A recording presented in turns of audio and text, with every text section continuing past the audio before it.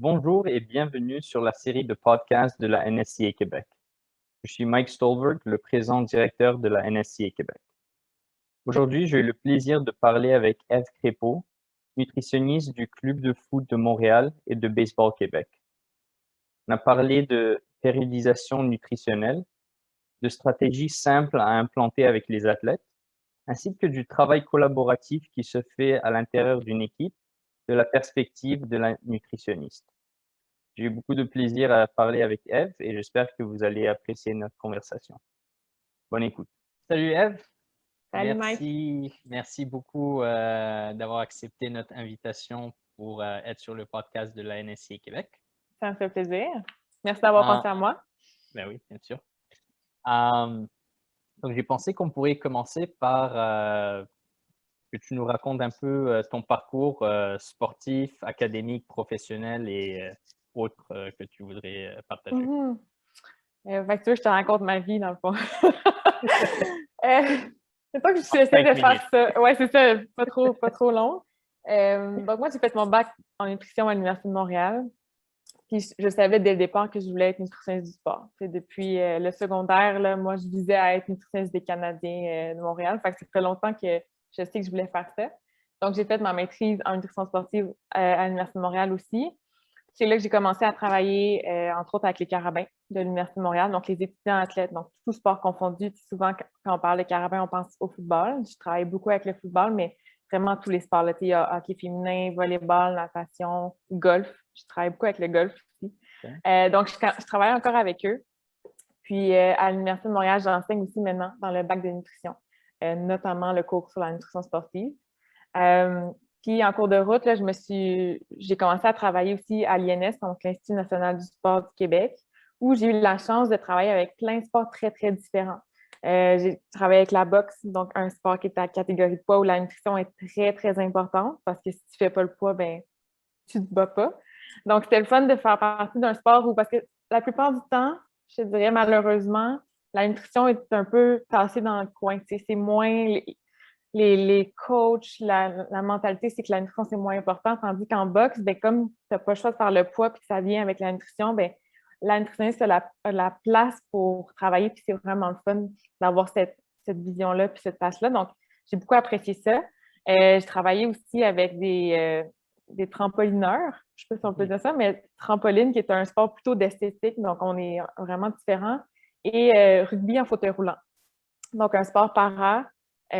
Encore là, fait que 3 sports très, très différents, un peu avec escrime aussi. Donc, ça m'a permis d'avoir beaucoup de variétés de sports, mais aussi de voyager avec les athlètes. J'ai beaucoup voyagé avec eux, puis j'ai réalisé à quel point de créer cette relation-là de confiance en voyant au day-to-day, au quotidien, les athlètes, c'est phénoménal la différence que ça peut faire parce qu'en nutrition, on est habitué de voir un athlète 1 fois 1 heure aux 2 semaines maximum, au mois. Donc, c'est sûr que la relation est plus difficile à bâtir, tandis que quand tu es là au jour le jour avec eux, que tu contrôles ce qu'ils mangent, que tu les aides, tu réponds à leurs questions, tu développes une relation tellement plus grande. J'ai beaucoup, beaucoup apprécié cette opportunité-là que j'ai eue avec les athlètes. Et là, j'ai quitté l'INS l'année passée et maintenant, je suis rendue avec Baseball Québec. Donc, des garçons de 16 à 19 ans à peu près qui sont les meilleurs espoirs en baseball qui vont probablement aller jouer aux États-Unis plus tard, que je suis depuis 1 an. Et je suis aussi nouvellement la nutritionniste du Club de foot de Montréal, donc l'ex-Impact. Beaucoup de gens connaissent encore plus l'Impact que le club de foot. Donc, des joueurs de soccer professionnels. Donc, c'est ma première équipe plus pro que je suis. Félicitations. Oui, merci. J'ai eu la chance de tomber sur une équipe qui est vraiment très inclusive. J'avais un peu peur parce que le sport pro, pour moi, c'est très différent du sport amateur, du sport olympique. C'est une autre game, littéralement. Puis j'avais peur un peu de devoir encore plus devoir faire ma place en nutrition. Évidemment, je dois encore prouver que la nutrition, c'est pertinent, mais ils ont quand même jugé intéressant d'avoir une nutritionniste avec eux, au moins pour un minimum. Donc, avec eux, je fais beaucoup de gestion de menu, de m'assurer que l'offre alimentaire qu'on donne aux joueurs est bonne, est saine.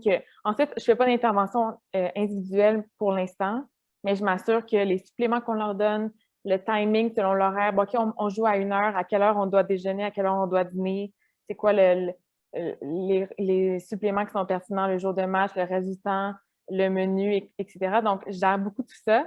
Puis en ce moment, c'est à distance parce qu'ils sont en Floride, étant donné la COVID. Donc, c'est cette particularité-là, en plus hier, je parlais avec eux, je faisais une présentation, puis j'avais l'impression un peu de travailler comme les yeux bandés, parce que je comprends pas trop ça ressemble à quoi les installations là-bas, qu'est-ce qu'on leur sert vraiment. Moi, je me fie à ce qu'on me dit, mais je suis pas là concrètement, donc c'est un défi supplémentaire, mais c'est un très beau défi. Donc, en ce moment, ça ressemble à ça. Puis l'année passée aussi, où il y a 2 ans, bref, je pense que l'année passée, j'ai fini le diplôme de Sport Nutrition Diploma du IOC. Donc, c'est un cours de 2 ans à distance qui est spécifique là, pour la nutrition sportive chez les athlètes de haut niveau. C'est sûrement la formation la plus pointue dans mon domaine. Donc, j'ai terminé ça l'année passée, puis ça m'a, je dirais, encore plus donné les outils nécessaires pour travailler avec cette population-là. OK, cool. Cool. Et en parlant de menu et de soccer, je pense que c'est un peu comme ça qu'on avait travaillé à l'INS. Justement, tu m'avais beaucoup aidé à préparer les menus pour les Jeux de la francophonie, vu qu'on avait... C'est vrai, tu as raison, j'avais complètement oublié ça. Oui. Donc tu avais déjà le background de préparer des menus de soccer à distance. Tout à fait, tu as raison. Dans le fond, je t'ai fait pour ça. Tu as raison. C'est vrai, oui. OK, cool. Et justement, tu as touché un peu les points de être à distance, pas nécessairement avoir le contrôle.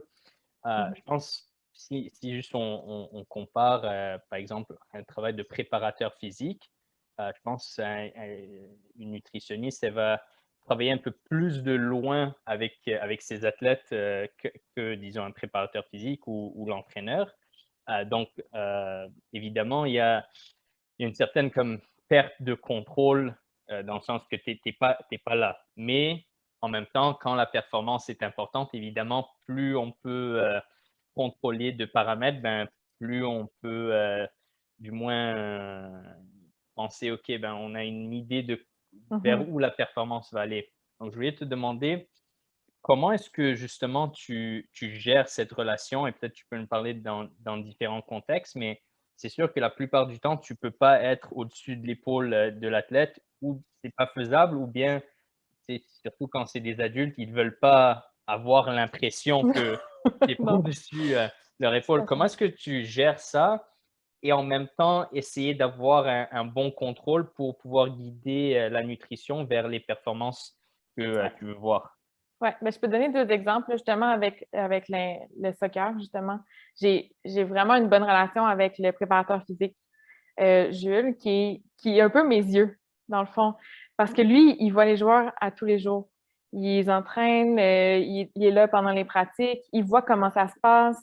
C'est lui qui programme, OK, on va faire une pratique difficile à la même heure que le match pour un peu simuler, voir comment ça se passe. Puis là, avec lui, je suis beaucoup en communication. Il me dit, bon, ben là, on a un match à 1 heure. C'est lui qui me demande qu'est-ce que je devrais faire par rapport à l'horaire de la nutrition. Il me dit comment les gars se sentent. OK, finalement, ils ont faim ou ils manquent d'énergie.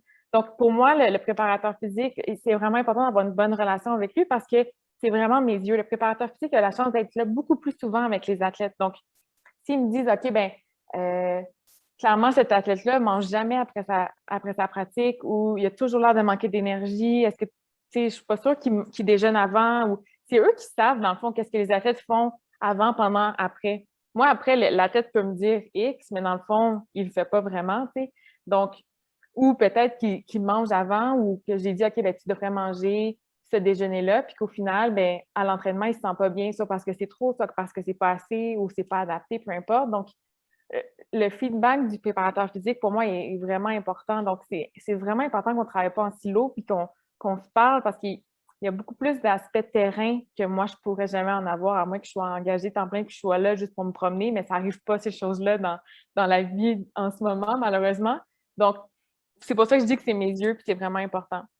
Un autre exemple avec Baseball Québec, c'est la relation avec le coach aussi. Le coach a beaucoup d'informations pertinentes à me donner, notamment dans les objectifs que lui voit. Tu sais, par exemple, tous les gars que je rencontrais, bien, qu'on a fait préalablement, c'est qu'on s'est rencontrés, puis il m'a dit, OK, bien lui, mon objectif, ce serait qu'il perde du poids. Lui, j'aimerais ça qu'il prenne du poids. Lui, j'aimerais ça qu'il reste à ce poids-là. Parce qu'après, c'était pas toujours la même chose que ce que l'athlète me disait.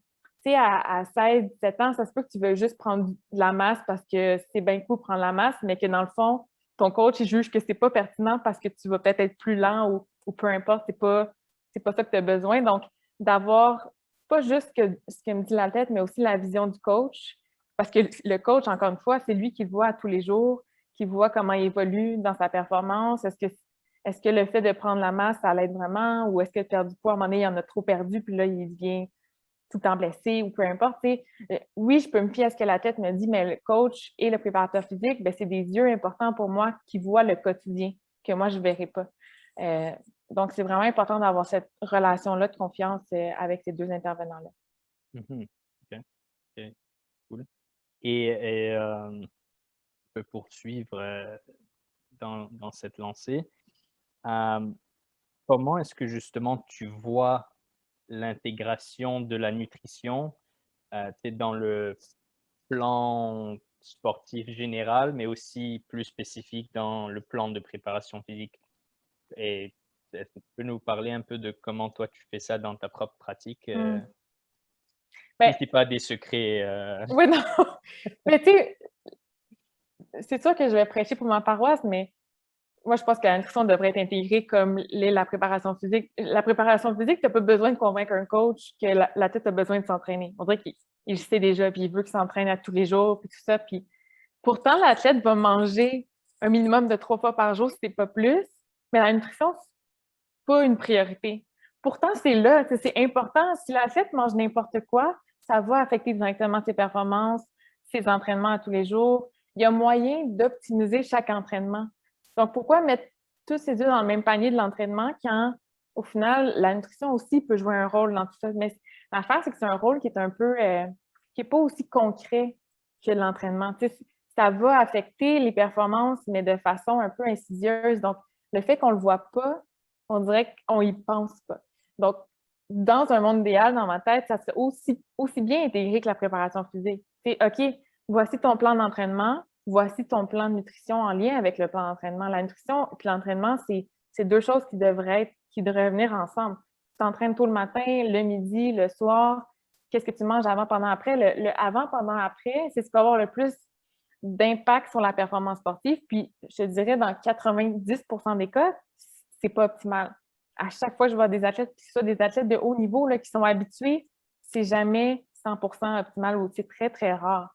Donc, il y a clairement une lacune à ce niveau-là, puis il y a quelque chose à faire. Puis oui, on veut que l'athlète s'entraîne à tous les jours, puis on met beaucoup d'emphase là-dessus, mais pourquoi on ne veut pas optimiser cet entraînement-là, justement, en travaillant à la fois avec le préparateur physique et la nutritionniste ou le nutritionniste? Donc, pour moi, ça devrait faire partie d'un tout et non pas ça surtout, puis peut-être un peu la nutrition. Tu sais. Au final, c'est tout aussi important selon moi.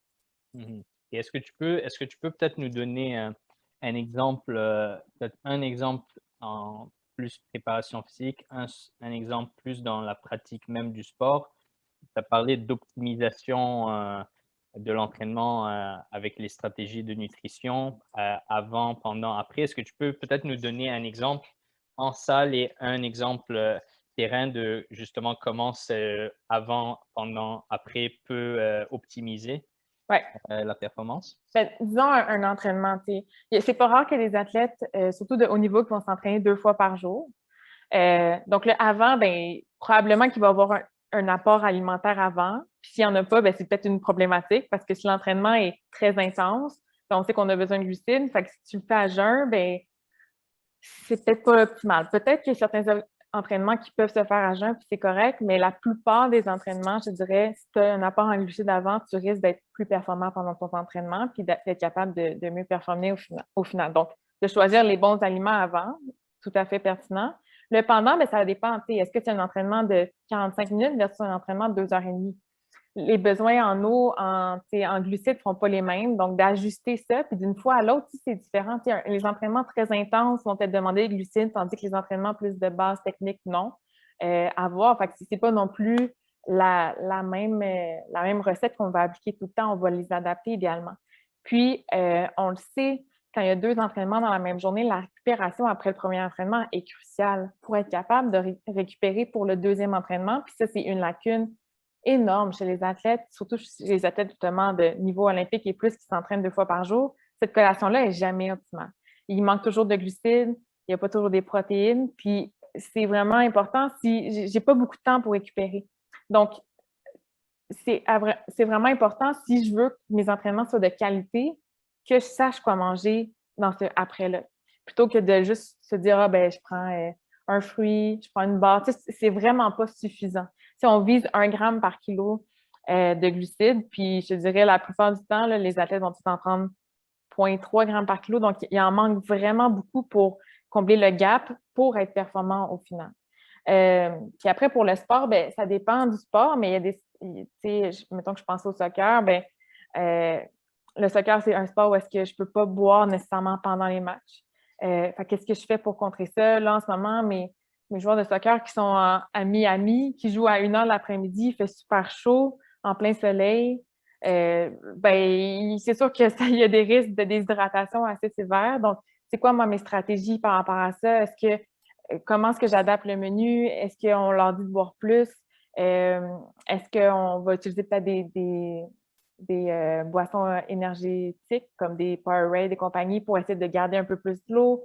Des fois, on utilise certaines stratégies de caféine pour aider la performance. Donc, de gérer comment est-ce que je gère la mi-temps, le avant, le pendant, si c'est possible, puis d'avoir une bonne compréhension du sport aussi. Tu sais, le hockey versus le soccer, c'est 2 mondes différents. Le hockey, je peux boire là, tout le long du match si je veux, tandis que le soccer, non. Il y a des enjeux différents. Donc, à chaque fois, je vais essayer d'adapter aussi. Puis, si je reviens à l'entraînement, tu sais, il y a des entraînements aussi, il y a toute la notion de composition corporelle qui vient en jeu.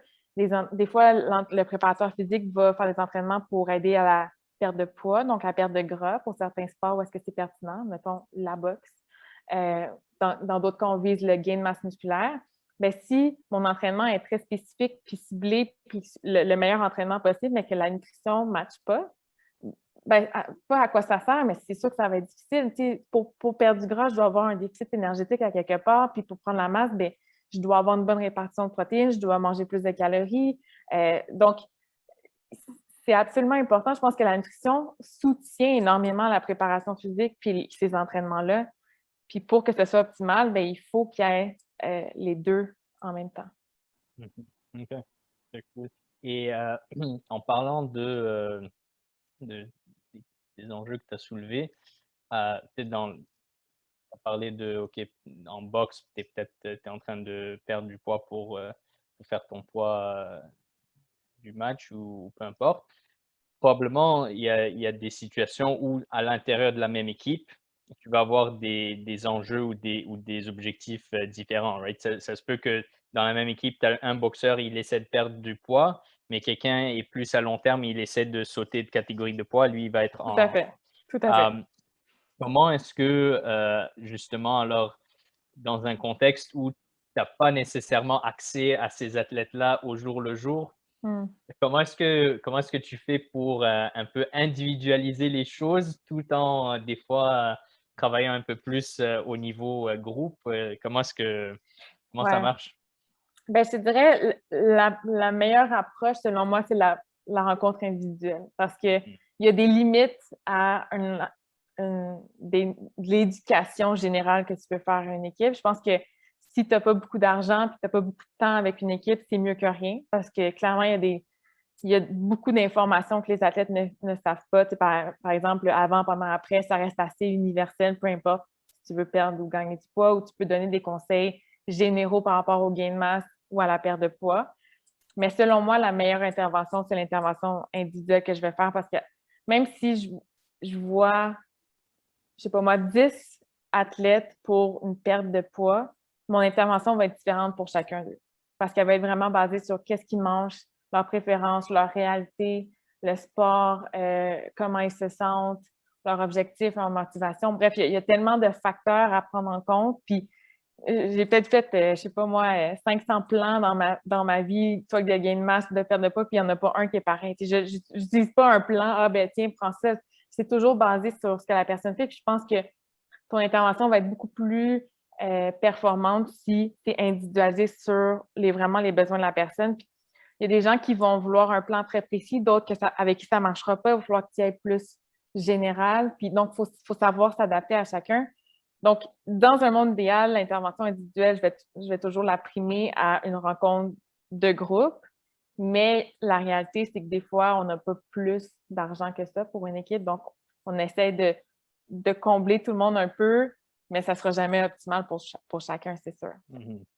Donc, l'idée, des fois, avec des équipes comme ça, c'est de cibler les cas plus prioritaires qui ont plus de difficultés. Il y a peut-être pas tous les athlètes qui ont vraiment besoin d'une rencontre individuelle. Bien sûr, c'est vraiment le fun si on le fait. Par exemple, avec Baseball Québec, j'ai eu la chance de rencontrer tous les gars, sans exception. Donc, même s'il n'y avait pas d'objectif de changement de composition corporelle, oui. Donc, puis à chaque fois, il n'y en a pas un à qui j'ai dit « Ah, ben, j'ai rien à dire. Tout est beau. » Il y a toujours quelque chose à dire, c'est sûr. Mais clairement, il y en avait peut-être possiblement qui avaient plus besoin de moi ou qui avaient des enjeux plus importants. Puis il y en a avec qui j'ai fait des suivis pour qui c'était plus pertinent parce qu'il y avait vraiment des adaptations de plan selon le changement de composition corporelle, puis d'autres qu'une rencontre, c'est suffisant. Mhm.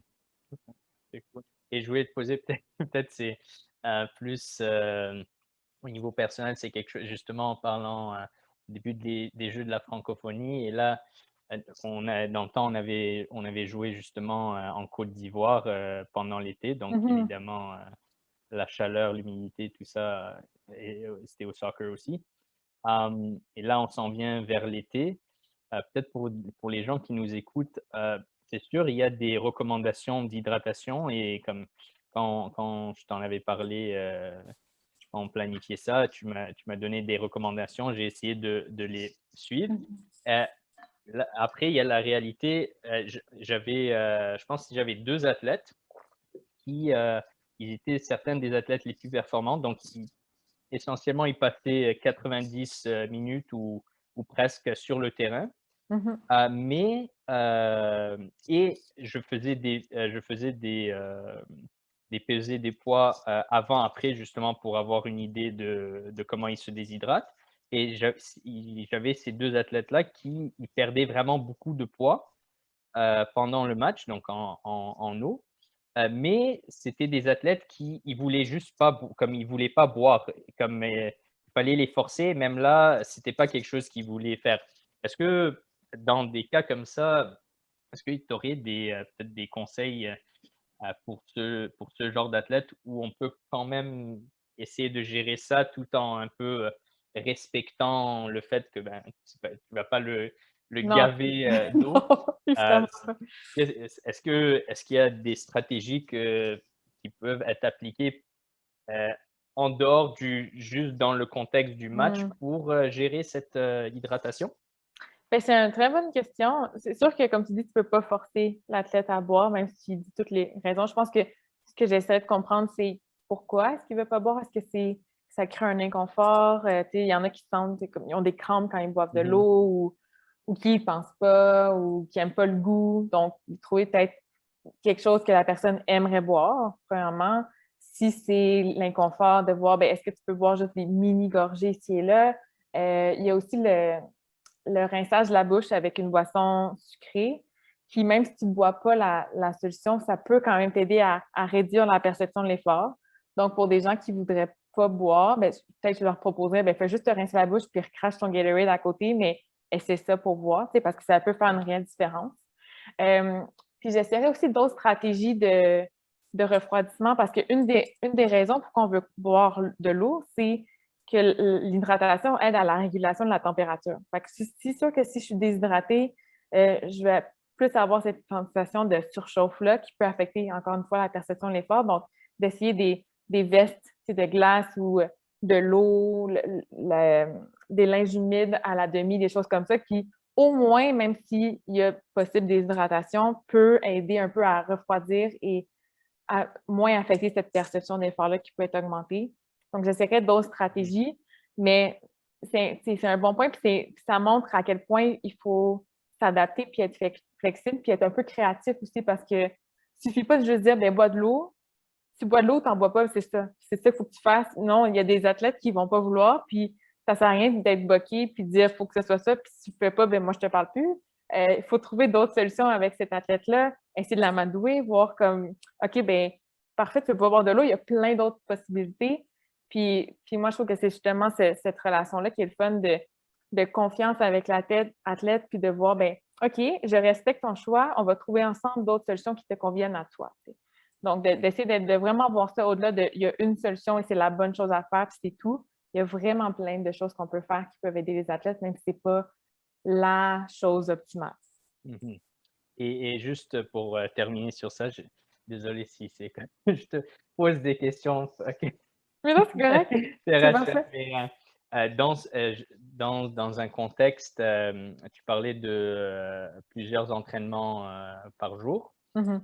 Si justement, alors on a un contexte où quelqu'un il se déshydrate pendant peut-être des entraînements comme ça, où il fait très chaud, euh, si on n'est pas capable de gérer ça, euh, c'est quoi la meilleure chose à faire pour essayer du moins pour récupérer pour le deuxième entraînement de la journée? Est-ce qu'il y a des stratégies à prioriser? J'imagine il faut au moins essayer de se Oui, réhydrater exact. euh, avant le deuxième entraînement, mais est-ce qu'il y a dans un contexte comme ça de deux entraînements et grande déshydratation, est-ce qu'il y a des choses qu'il faut garder en tête? Ouais. Ben, c'est sûr que si l'athlète ne veut pas boire pendant son entraînement, ben, j'essaierais de voir, OK, ben, pendant, tu ne veux pas, mais après, il faut que tu boives. Donc, puis d'essayer d'y aller avec des liquides qui vont jouer le rôle à la fois de récupérer les glucides, les protéines et hydrater. Donc, c'est comme un 2 pour 1 parce que les deux sont importants. Donc, que ce soit le lait au chocolat ou de favoriser des smoothies, de favoriser le Gatorade. Premièrement, tout ce qui est un peu plus riche en sel va aider à mieux retenir l'eau. Donc, ça va être plus efficace de boire du Gatorade que uniquement de l'eau. Donc, ça peut être des aspects. Donc, j'essaierai de trouver des liquides que la personne aime. Si la personne me dit, moi, j'aime juste le Coke, je vais dire, mais bois du Coke, bois-en plein. Puis, moi, j'aime mieux que tu bois plein de Coke, tu récupères à la fois du sucre et de l'eau, que tu ne bois pas du tout parce que tu n'aimes pas l'eau. Donc, on peut trouver des compromis, mais c'est clair que j'essaierai de cibler la récupération avec des liquides plutôt que des aliments pour aider justement à cette réhydratation-là. Mhm. OK, cool. Maintenant, tu as parlé du fait que tout comme on a un plan de préparation physique, Mhm. il faudrait aussi avoir un plan de nutrition Mhm. si on veut faire les choses de manière optimale. Donc, en préparation physique, généralement on a des microcycles, des macrocycles. On va Ouais, planifier un 4 mois, on va planifier toute une année. Si on parle d'Olympiens très, très macro, on va planifier un 4 ans. tout à fait. Je pense le terme euh, périodisation nutritionnelle est quelque chose qui est de plus en plus dans le langage euh, courant de la performance. Est-ce que Tout à tu peux fait. nous parler un peu du terme et est-ce que, on va dire, l'objectif, c'est vraiment carrément créer, OK, ça, pour ce microcycle-là d'entraînement, tu as un microcycle de nutrition qui stack par-dessus et c'est à ça que ça ressemble. Et dans une perspective plus macro, c'est à ça que ça ressemble. Et Ouais, sur ouais. un an, c'est à ça que ça ressemble. Est-ce que tu peux nous parler un peu du concept et son application? Tout à fait. Donc, oui, c'est vrai que la nutrition va suivre aussi ces microcycles, macrocycles, mésocycles et compagnie. Souvent, quand on parle de périodisation de la nutrition, on va parler de la périodisation des glucides. C'est surtout ça qui va changer, en fait, parce que les protéines puis les lipides vont rester sensiblement les mêmes. Les protéines, on veut toujours maximiser l'apport en protéines et la répartition dans la journée, mais c'est vraiment les glucides qui vont changer selon. En fait, d'une journée à l'autre, ça devrait changer. Fait que, c'est vraiment micro-cycle dans notre cas parce que. Puis en fait, ça, c'est une problématique qu'on remarque beaucoup, en tout cas que moi, je remarque beaucoup avec les athlètes, c'est qu'ils n'adaptent pas leur assiette. Ils ont tendance à manger toujours la même chose, peu importe la journée et compagnie. Donc, les jours où est-ce que je m'entraîne pas ou pendant un taper, ben, ce qui va arriver, c'est que la personne va manger trop par rapport à sa dépense, ses besoins et va prendre du poids. Et contrairement à ça, les jours d'entraînement plus intenses, pendant une compétition, pendant un training camp, ben, qu'est-ce qui arrive? C'est que la personne continue à manger la même chose et là, c'est pas assez, va manquer d'énergie et ça crée d'autres problématiques. Donc, l'idée qu'on essaie d'inculquer le plus possible aux athlètes, c'est de modifier leur assiette, le contenu de leur assiette selon est-ce que c'est une journée d'entraînement normale, est-ce que c'est une journée de repos ou d'entraînement léger ou si c'est une journée d'entraînement très intense où j'ai 2 entraînements ou plus par jour. Donc, en fait, c'est la quantité de glucides dans la journée qui va varier. Fait que normalement, disons que j'aurais, je sais pas moi, 1/3, 2/3 de mon assiette de glucides. Une journée de repos, j'aurais peut-être un quart, puis une journée plus intense, la moitié de mon assiette de glucides. Donc, en modifiant ça, c'est là qu'on a les meilleurs résultats. Qu'on n'a pas tout le temps à changer la composition corporelle parce que j'ai pris du poids quand je ne devrais pas et à réagir de façon en urgence parce que je manque d'énergie, puis là, qu'est-ce qui arrive, je ne comprends pas pourquoi. Donc, de sensibiliser les athlètes à ça, parce que moi, tu l'as dit, je ne suis pas tout le temps là avec la personne. Donc, je ne peux pas toujours gérer son assiette, le contenu. OK, là, mets plus de glucides, là, mets en moins. C'est à l'athlète d'être autonome là-dedans. Donc, moi, je vais le guider, mais après, c'est lui, au jour le jour, qui doit dire, OK, c'est une journée comment aujourd'hui? Est-ce que j'en ai besoin de glucides ou pas? Puis, il y en a qui vont faire l'erreur de couper tous les glucides les jours qui ne s'entraînent pas. Puis là, bien, t'en manques parce que tu en as quand même besoin, tu continues à récupérer. Donc, de ne pas aller dans les extrêmes, mais de leur enseigner ça. Donc, je te dirais que ça, c'est notre intervention en termes de micro-cycle. Mais c'est sûr qu'on va aussi s'adapter à tout ce qui est macrocycle. Donc, dans une année, j'ai des périodes où est-ce que je vais changer ma composition corporelle. Donc, c'est là où est-ce que, par exemple, je pense au football, où est-ce que, avec les Carabins avec qui je travaille beaucoup, bien, ils ont un off-season quand même long, là, qui est à peu près 8-9 mois. Ben, pendant cette off-season-là, c'est là qu'ils vont travailler sur la composition corporelle. C'est là que tu veux gagner la masse musculaire, c'est là que tu veux perdre du gras, c'est là que tu as le temps de le faire. Parce que pendant la saison qui est très courte, c'est pas le temps là, de vouloir gagner la masse musculaire, de perdre du gras. Tu veux juste combler les besoins pour t'assurer d'avoir toute l'énergie qu'il faut pour être capable de t'entraîner puis faire ton match. Donc, il y a des moments où est-ce qu'on veut soutenir la compétition, s'assurer de manger assez, puis il y a d'autres moments où est-ce qu'on veut changer la composition corporelle. Donc, en termes de nutrition, c'est là où est-ce qu'on va intervenir puis qu'on va changer ou ajuster les plans. Mm-hmm. Et tu as parlé de gérer les glucides au quotidien. J'imagine même au quotidien, l'assiette à l'intérieur de la journée va aussi varier dépendamment de si c'est l'assiette autour de l'entraînement versus si, disons, c'est juste un entraînement dans la journée, l'assiette qui est très loin de l'entraînement mais dans la même journée, ou est-ce que ça va quand même être relativement semblable sur la longueur de la journée? C'est une bonne question. Il peut y avoir les deux versions. Je te dirais, ça va toujours être de primer les glucides autour de l'entraînement. Donc, quelqu'un qui voudrait, par exemple, perdre du poids, on va possiblement réduire les glucides dans la journée tout en toujours optimisant les glucides autour de l'entraînement. Donc, s'il y a un enjeu où est-ce que je dois quand même limiter les glucides, je vais trouver des moments où est-ce que c'est pertinent d'en avoir plus, des moments où est-ce qu'on en a besoin moins. Donc, comme tu dis, autour de l'entraînement, c'est là que je vais favoriser, puis le reste du temps, peut-être que c'est moins pertinent. Quelqu'un qui n'aurait pas d'enjeu de poids, je dirais, pourrait suivre à peu près la même assiette, disons le quart de l'assiette de glucides toute la journée, puis ça serait probablement plus simple. Mais c'est vrai que des fois, on va moduler ces apports en glucides-là selon l'objectif. Il y a la notion de train low, compete high qui est de plus en plus populaire, où est-ce qu'à certains moments clés, on réduit l'apport en glucides, puis on fait un entraînement soit à jeun, soit avec des faibles réserves de glucides pour stimuler les adaptations cellulaires. Il y a beaucoup de potentiel à cette façon de faire-là, mais il n'y a pas encore d'études qui ont montré comme 100% que c'était efficace. On voit le changement dans la cellule, mais on ne voit pas tant le changement dans la performance encore. C'est pour ça qu'on pense qu'il y a un certain potentiel, mais il n'y a pas encore de protocole. Combien de fois par semaine tu dois faire ça pour que ça soit efficace? Puis ce qu'on remarque, c'est important de ne pas le faire trop, parce que sinon, on perd cette capacité-là de la cellule à utiliser les glucides efficacement.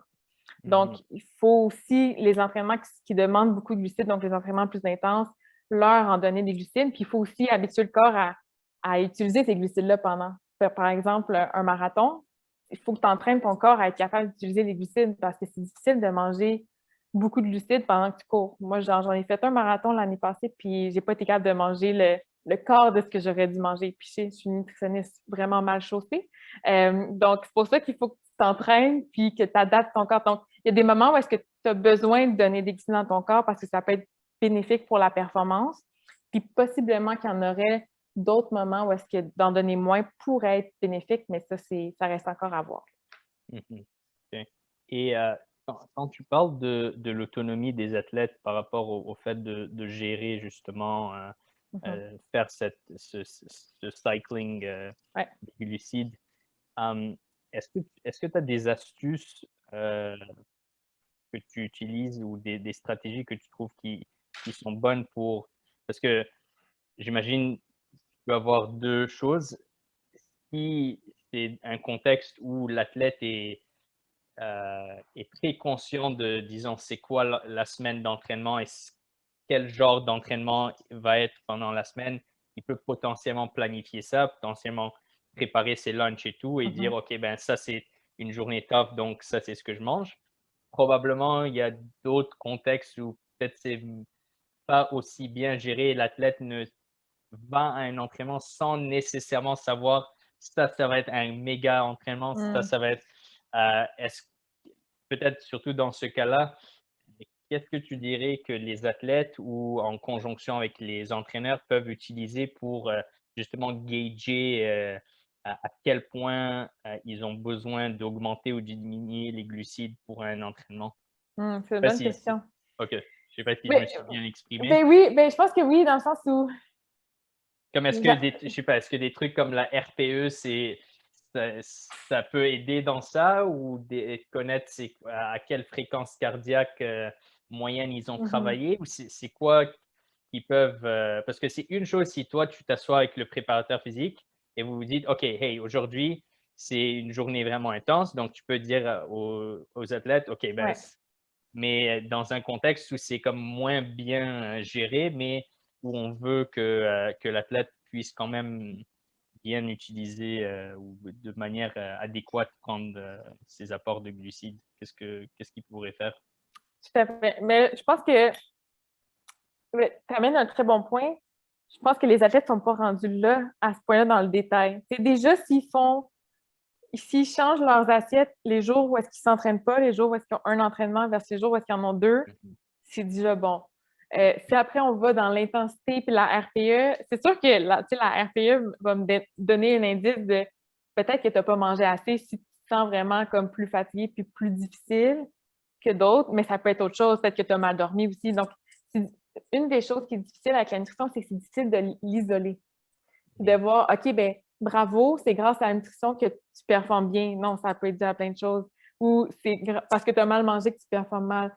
C'est pour ça aussi que c'est dur de convaincre les gens que la nutrition, c'est vraiment pertinent parce que je peux difficilement l'isoler et dire, ben vous voyez, depuis que j'ai fait son plan, il est vraiment meilleur et c'est 100% grâce à moi. Non, ça ne marche pas comme ça.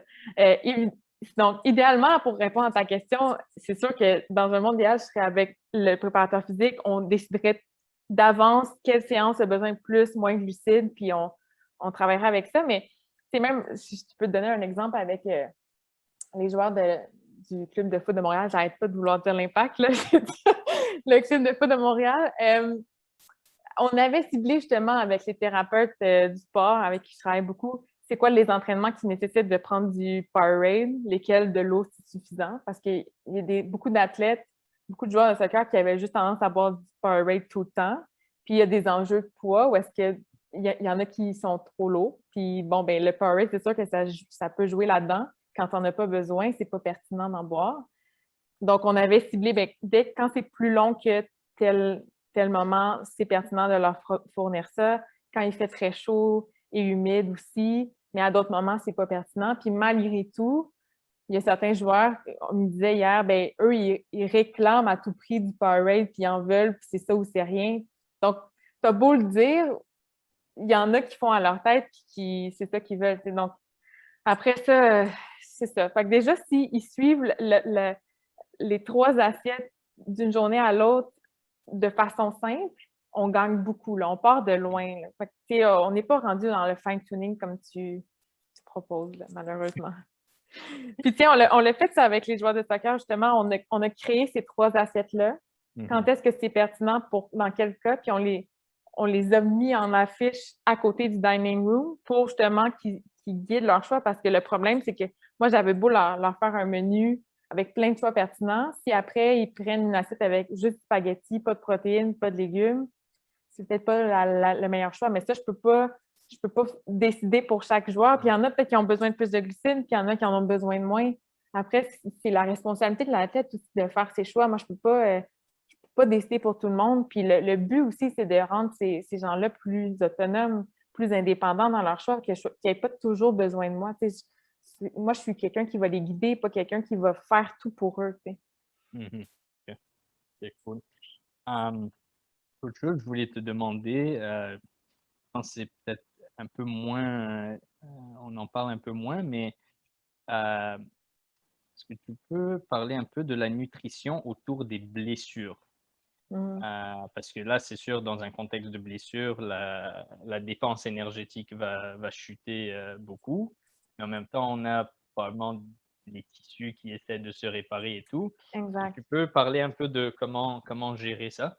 Oui, je lisais justement un papier scientifique là-dessus il n'y a pas longtemps, puis ça disait cet enjeu-là que tu parles de la dépense énergétique est fortement réduite. Donc, il y a souvent une problématique qui a un risque de gain de poids parce que l'athlète, comme je te disais, continue à manger comme il est habitué. Puis là, ben, c'est trop.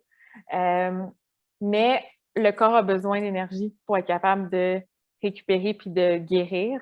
Donc, ce qui est recommandé, en fait, c'est d'avoir un apport énergétique qui est équivalent à la dépense énergétique. Donc, on ne veut pas un déficit énergétique, mais on ne veut pas un plus non plus pour la gestion du poids. Donc, c'est nécessaire de réévaluer, dans le fond, la dépense énergétique de l'athlète dans sa situation actuelle. Est-ce qu'elle fait de la rehab? Est-ce qu'elle est complètement au repos? Où est-ce qu'on se situe par rapport à ça? De refaire un plan en conséquence pour être sûr pour pas qu'on soit en déficit énergétique pour maximiser la rehab, mais aussi de maximiser les protéines. Ça, c'est très, très important. Donc, d'assurer d'en avoir assez dans la journée, mais aussi que ce soit bien réparti d'un repas à l'autre. Puis ça, c'est une autre grosse lacune des athlètes, là, la répartition des protéines. C'est quelque chose qui n'est pas très bien compris. Au déjeuner, il en manque tout le temps. Au souper, il y en a toujours 2 fois trop. Donc, d'essayer de mieux optimiser ça, puis de s'assurer de manger la bonne quantité de calories, c'est quelque chose qui est très important. Donc, moi, je te dirais, malheureusement, comme on n'est pas en nutrition, on n'a pas la chance d'être tout le temps là avec les athlètes, ça arrive très peu qu'il y ait un athlète qui va se blesser et que tout de suite, on va le rencontrer pour ajuster son plan. C'est souvent un peu négligé, mais pourtant, ça devrait être quasiment un automatisme. On va changer son plan d'entraînement, bien, on devrait changer son plan de nutrition aussi. Ça vient avec. Donc, mais ce n'est pas un réflexe qui est là souvent, malheureusement. Et juste, j'ai pas trop bien compris en termes de, est-ce que l'apport de protéines, ça fait, comment est-ce que l'apport en protéines est alors calculé dans ce contexte? Est-ce que c'est comme si la Ouais. personne est sédentaire ou est-ce que c'est un petit peu C'est boosté? un peu plus maximisé. En fait, je vais maximiser l'apport des protéines au maximum qui est recommandé là, puis qui est utile. Un peu comme pour quelqu'un qui voudrait créer la synthèse musculaire. On est comme un peu en synthèse musculaire dans le sens où on est en guérison. Donc, je vais maximiser l'apport total, mais je vais aussi favoriser la répartition parce que les études récentes démontrent que, disons, pour la synthèse musculaire, c'est pas vraiment le total tant que ça qui compte, mais vraiment la répartition. Donc, on vise 0,3 à 0,4 grammes par kilo par repas ou par entrée alimentaire répartie dans la journée. Puis ça, c'est une énorme lacune chez les athlètes. Fait que, ils en mangent suffisamment de protéines la plupart du temps, mais ils répartissent de façon tout à fait déséquilibrée. Donc, je travaillerai principalement là-dessus pour maximiser la guérison et m'assurer d'avoir un apport énergétique qui correspond aux besoins actuels. OK. Et donc, tu as parlé que tu as travaillé avec plusieurs équipes. Là, je pense peut-être plus à des grosses équipes comme le football chez les Carabins. vraiment, c'est juste beaucoup de joueurs en général, mais il y a beaucoup de différentes positions Mhm, et différentes, donc ils jouent le même sport, mhm. ils passent, le même nombre de temps dans le stade, mais qu'est-ce qu'ils font de ce temps-là est très, très, très différent. Heu, Absolument.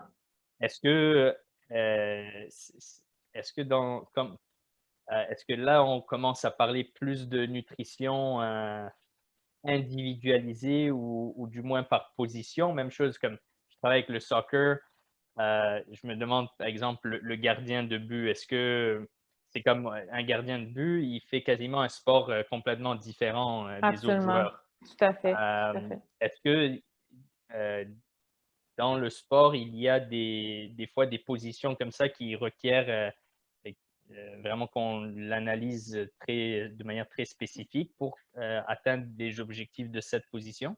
Absolument. Puis le football, c'est un très bon exemple. Il y a tout un monde de différence entre le joueur au line puis le receveur. Le receveur qui est peut-être gros comme ça, mais qui doit être super rapide, puis le O-line qui doit peser 300 livres. On est deux mondes complètement différents. Ça pourrait être littéralement deux sports complètement différents. Moi, c'est un peu comme ça que je le vois. Puis même à travers une même position, par exemple, des joueurs à la D-line, j'en ai vu qui avaient besoin de prendre la masse musculaire, puis il y en avait qui avaient besoin de perdre du gras pour être plus rapide. Donc, à travers une même position, ça peut être différent. Donc, avec le football, j'ai beaucoup travaillé en individuel justement parce que comme tu dis, chaque joueur a ses objectifs particuliers. Oui, évidemment, on peut donner des recommandations générales, pour comment, les recommandations de quoi manger avant un match restent les mêmes, peu importe ta position, peu importe ton objectif. Même chose pour le pendant. Mais c'est plus des recommandations en lien avec la composition corporelle parce qu'au football, reste que mes interventions, c'est beaucoup en lien avec ça. Il y a beaucoup de la performance du sport qui est reliée à ta composition corporelle. Est-ce que tu es assez puissant? Est-ce que tu es assez rapide? Est-ce que tu es assez fort? Donc, ça reste qu'il travaille beaucoup sur cet aspect-là. Il s'entraîne énormément. Donc, la nutrition va venir justement aider à atteindre ces objectifs-là pour être le plus performant possible. Après, tous les enjeux tactiques, et c'est sûr que c'est important aussi, mais moi, j'ai moins de liens par rapport à tout ça. Mmh. Et quand on parle d'individualisation, Oui, au niveau, élite, on parle de plus en plus de, par exemple, de tests génétiques, liés à la performance et tout. Est-ce que c'est comme un enjeu qui vaut la peine, de discuter parce que la nutrition, c'est probablement aussi très, très individuel juste parce que la biochimie de toutes les personnes est vraiment un peu différente et d'où on vient, ce qu'on est habitué à tout à manger fait. Tout et à tout fait. ça. Comment est-ce que, je sais pas, est-ce que dans, 10-15 ans, est-ce qu'on va faire, des plans comme ça qui, je sais pas, qui prennent en compte Le la flore, génome. oui, le génome, la flore intestin.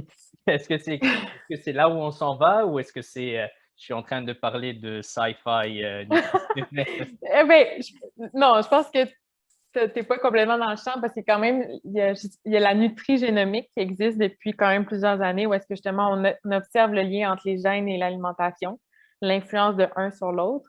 Est-ce qu'un jour on va analyser ça? J'ai l'impression que ça va prendre du temps avant qu'on ait quelque chose qui n'est pas juste marketing, mais qui est vraiment précis et utile.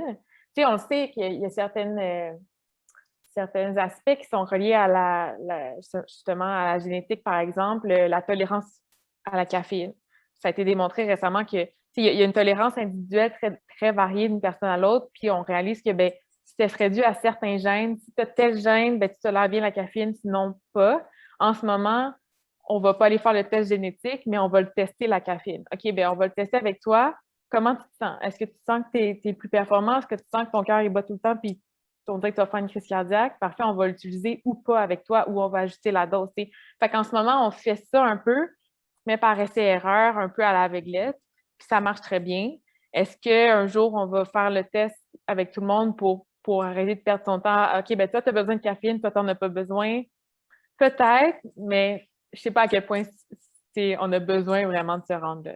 Mmh. Mais tout de même, important de justement faire ce testing avant de, disons, donner des recommandations, surtout dans des matchs ou des situations importantes de performance. Absolument. Puis comme pour tout, pour les suppléments, c'est important de le tester toujours avant une compétition, mais même son déjeuner pré-compétition, on recommande de le tester avant, puis de voir c'est quoi le meilleur déjeuner. Puis toi, peut-être que c'est du gruau, moi, c'est peut-être des toasts, l'autre, c'est des céréales, puis il n'y en a pas une bonne réponse.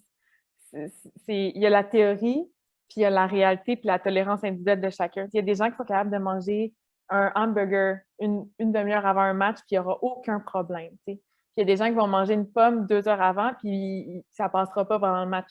Pourquoi? Ben, c'est la tolérance de chacun. Donc, il faut apprendre à jouer avec ça, à bien comprendre, faire des tests, puis adapter nos interventions en fonction de tout ça. OK, cool. Je sais que le temps il est un peu, mais je voulais peut-être que, pour terminer, que tu nous parles. Donc, tu as beaucoup d'expérience dans le sport universitaire, sport professionnel maintenant avec le soccer, expérience olympique. Est-ce que tu peux nous parler des enjeux à ces différents niveaux? On peut peut-être dire il y a sport universitaire, ensuite il y a olympique et professionnel, où peut-être les enjeux sont plus gros. Est-ce que tes interventions ou à quel point tu deviens comme minutieuse avec les choses vont changer dépendamment de ces niveaux ou des sports que tu travailles, ou comment est-ce que ça marche avec tous ces différents sports-là et différents niveaux? C'est une bonne question. C'est sûr que de façon générale, je travaille aussi à mon compte avec n'importe qui peut me contacter pour. Donc, il y a des gens qui vont peut-être me contacter pour faire un marathon, mais ce ne sera jamais de façon compétitive, puis d'autres gens qui sont des athlètes olympiques. Je dirais, mais la précision de mes conseils va augmenter de plus en plus le niveau augmente, évidemment. Donc, je ne ferai pas un plan précis de grammes de glucides protéines avec ma tante Ginette qui veut courir un 10 km.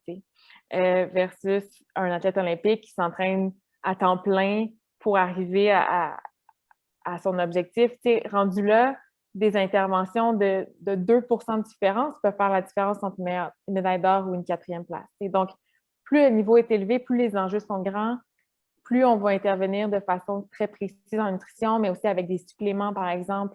Les suppléments, c'est pas quelque chose qui est utile pour tout le monde. Puis, en fait, il faut que la base soit là, donc le sommeil, la nutrition, l'entraînement. Puis, beaucoup d'athlètes veulent bypasser tout ça en prenant des suppléments parce que c'est donc bien plus alléchant. Et ça, on dirait que ça va faire plein de différences, mais au final, le 2 de différence de ton supplément, si ta base n'est pas là, ça ne changera rien. T'sais. Mais ça, bon, c'est une mentalité qu'il faut essayer de faire comprendre aux athlètes. Fait que, je te dirais, entre les athlètes universitaires et les athlètes olympiques, au final, ils sont tous très avides de gagner, puis ils sont tous très compétitifs. Fait que la différence, je ne la vois pas tant. Je te dirais que c'est vraiment plus entre les gens qui le font de façon vraiment pour le plaisir versus compétition. Moi, j'ajuste beaucoup ma façon d'intervenir avec eux. Sport pro, ça serait probablement la même chose. J'ai l'impression que le sport pro, c'est un peu différent parce que c'est comme ton travail. Tu es payé pour faire ça. J'ai l'impression que des fois, il y a un peu plus de lâcher lousse. À quel point je veux me forcer pour manger vraiment bien. Je suis payée pour faire ça, puis au pire, je vais aller dans une autre équipe. Puis l'enjeu aussi pour les équipes, c'est. Puis moi, c'est quand on m'a dit, quand on m'a engagée pour le club de foot de Montréal, c'est bien, pour l'instant, on va faire juste de l'intervention pour les menus, tout ça, et non individuel, parce qu'il y a l'enjeu de est-ce que je vais dépenser de l'argent pour éduquer tel joueur quand ça se peut que je l'échange, puis que finalement, je vais perdre toute cette éducation-là, puis cet argent-là. Tu es en train d'aider l'autre équipe. Exact. Puis, je comprends le thinking, mais c'est un peu triste comme mentalité. Fait que dans le fond, on ne va pas les éduquer parce que ça se peut qu'ils s'en aident dans 2 semaines, tu sais. Fait que c'est ça. Fait que est-ce que tu prends le temps de faire ça? Évidemment, ça serait bénéfique. Tu donnes tout à tes joueurs, puis tu essaies de les garder, puis tu ne voudras pas les échanger, puis tu vas être une meilleure équipe, mais il y a ce mindset-là de business que tu n'as pas nécessairement avec le sport plus amateur, où est-ce que c'est comme la passion de ta vie, puis tu veux faire ça. Tu tu fais tellement de sacrifices quand tu es un athlète olympique pour atteindre ton rêve versus un sport pro, tu as fait les sacrifices pour te rendre là, mais là, tu es là. Fait après, à quel point tu veux faire des efforts, je sais pas. Je pense que ça dépend de chaque personne. Des gens qui, je pense, qu'ils veulent vraiment être la meilleure personne, la meilleure athlète, donc ils sont prêts à faire des efforts, mais j'ai l'impression que c'est pas la majorité des cas. Je sais pas si tu comprends ce que je veux dire. Ouais, non, je vois.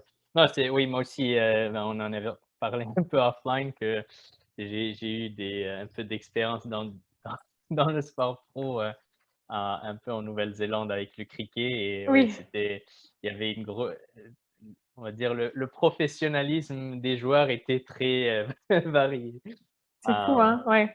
Oui, mais ouais, on espère que, ça va évoluer parce que c'est ce que tu as dit avec, le côté business, c'est un peu comme si quelqu'un disait au préparateur physique: «Oh, force-toi pas trop sur son programme de vitesse parce que s'il devient trop vite et on l'échange, ben là, Ben on oui, va se exact. retrouver avec lui». Mais tu peux pas penser comme ça, parce que sinon, tu seras jamais une équipe Oui, gagnante. oui, Fait que bref, c'est mais ça. je comprends quand même l'enjeu. Ouais. Mais bon, it's part of the game. Oui. Hem, pour finir, je voulais te poser, la question, parce que c'est sûr, NSCA Québec, on est une organisation qui, dessert majoritairement, les préparateurs, physiques. Mhm. Hem, qu'est-ce que tu dirais, qui serait important pour les préparateurs physiques à comprendre, sur les enjeux de nutrition, heu, pour, en même temps mieux travailler conjointement avec, une ou Mhm. un nutritionniste, parce qu'au final, ben, on veut tous que, nos athlètes, y performent. Ouais. Mais ça va, vraiment arriver si on peut travailler ensemble. Donc, qu'est-ce que tu vois peut-être dans ton, day to day que peut-être les préparateurs physiques ne comprennent pas ou pourraient optimiser dans leur Mm. pratique par rapport à comment ils voient la nutrition ou comment ils travaillent avec des nutritionnistes? Ouais. Ben, je pense que j'aimerais ça que les nutritionnistes et les préparateurs physiques se parlent plus. Tu sais, les nutritionnistes, on est là dans nos cuisines, puis les préparateurs physiques dans le gym. Puis si je me rappelle, tu sais, à l'INS, le gym était au sol, puis les nutritionnistes étaient au deuxième étage, puis ils se croisaient pas beaucoup. Puis Mmh. moi, je m'entraînais beaucoup, puis j'avais la chance de parler un peu plus aux préparateurs physiques. Puis j'ai l'impression que cette connexion-là est importante parce que justement, comme je te disais, les préparateurs physiques, c'est nos yeux. Fait que moi, j'ai besoin de savoir, il est comment l'athlète pendant son entraînement? Est-ce qu'il est toujours fatigué? Est-ce qu'il a assez d'énergie? Parce que ce qu'il lui va me dire, c'est peut-être pas vraiment, tu sais, ah oui, ça va. C'est facile de me dire que ça va, mais le préparateur physique, lui, qui le voit tous les jours, il va me dire, hey, ça va pas, ça dégrade ou il manque d'énergie ou je le vois jamais prendre sa collation après. Quand moi, je dis, il faut que tu l'amènes au gym, puis c'est vraiment important que tu l'apprennes directement après parce que tu as un deuxième entraînement. Donc, d'avoir plus cette communication-là de c'est comme je te disais, ce qui a le plus d'impact dans la performance, c'est ce que l'athlète va manger avant, pendant, après. Puis moi, c'est 75 de mon intervention, souvent, elle va être là. Donc, comme le préparateur physique a la chance un peu de constater le avant, pendant, après, parce qu'il est là avec l'athlète, il voit avant, puis jusqu'à la fin de la séance, bien, je pense que si on se parle plus, puis moi, je comprends mieux la réalité de l'athlète, puis qu'est-ce qu'il fait vraiment, bien, je peux peut-être mieux intervenir parce que moi, ces yeux-là, je les ai pas. J'aimerais ça là, être là à tous les entraînements, mais il n'y aura aucune équipe qui aura le budget de m'amener à tous les entraînements pour que je regarde. Donc, autant utiliser les yeux du préparateur physique, puis sa compréhension aussi de l'athlète qui fait les mouvements, puis comment il est capable d'être puissant ou pas puissant ou peu importe, et puis après, on puisse adapter les plans de chacun en fonction des objectifs. Donc, je pense que c'est une meilleure communication entre les deux, puis de descendre au gym, parler au préparateur physique, c'est important. Et monter dans la cuisine, Peut-être aussi, ouais. en même temps, tu peux goûter aux trucs. Exact. Toujours bien d'attirer les préparateurs physiques avec la bouffe gratuite. Ça, Oui, c'est un truc magique. cool. Ève, si les gens, ils veulent, te rejoindre ou connecter avec toi, c'est quoi la meilleure façon, de faire ça? Ben, la meilleure façon, c'est sûrement sur ma page Facebook professionnelle. Donc, c'est Eve OK, Crépeau, nutritionniste du sport, je crois. OK. Euh, je On va pense qu'il n'y a pas linker, d'autres Eve Crépeau. Ouais, c'est ça. Fait que, ils peuvent m'écrire à cet endroit-là. Puis, ça va me faire plaisir de soit répondre à des questions ou peu importe. Là. OK, cool. Ben, Eve, écoute, merci beaucoup encore une fois de nous avoir donné de ton temps. J'ai vraiment aimé ma conversation avec toi. Moi aussi, merci d'avoir pris du temps, c'est vraiment cool. Ouais, j'espère qu'on va pouvoir se reparler, faire un round two Ah, quand certainement. quand on va regarder le microbiome des athlètes. Oui, on s'en parlera des tests génétiques, c'est bon. Ça marche. OK, cool. Ben, merci beaucoup et à plus. Ça Ciao. fait plaisir. Bye. Bye.